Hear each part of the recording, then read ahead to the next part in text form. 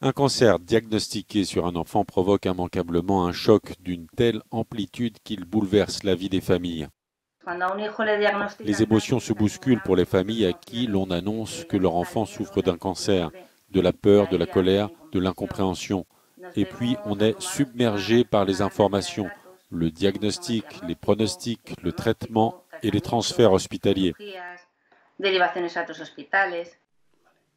La famille de Paula Rodriguez a elle-même eu à faire face à l'annonce du cancer d'un de ses enfants.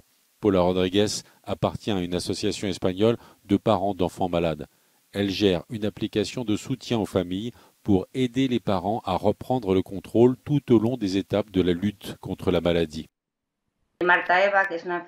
C'est Marta Eva qui en a eu l'idée. C'est une infirmière pour enfants, elle est très douée en informatique et elle a pensé que toutes les informations pouvaient être compilées.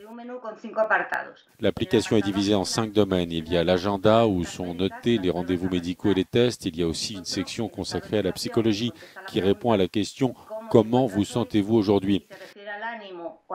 Il est également question de nourriture, de relations sociales, des jeux, de la douleur de l'enfant. Nous fournissons aussi des graphiques pour observer l'évolution. En plus de l'accompagnement pour la gestion du traitement, l'application aide les familles à créer autour d'elles une communauté qui les soutient. Les parents dans cette situation se forment une nouvelle famille à l'hôpital.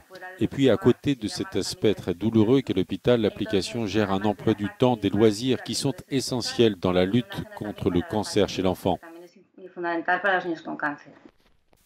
Chaque année, le cancer touche en Espagne 1500 enfants. Le pronostic est favorable pour 8 malades sur 10, mais chaque cancer est différent, chaque patient l'est aussi, et les recherches sont encore rares. La pandémie de Covid est une nouvelle variable à prendre en compte pour les enfants et les adolescents qui souffrent du cancer. En particulier les mois difficiles où les services hospitaliers sont débordés. Les dons se sont notablement réduits pour nous. Nous avions l'habitude d'organiser des événements publics pour attirer des donateurs. Nous avons dû nous tourner vers le virtuel. En cette journée internationale du cancer infantile, Paula Rodriguez insiste sur l'importance de diagnostiquer au plus tôt la maladie pour accroître les chances des traitements.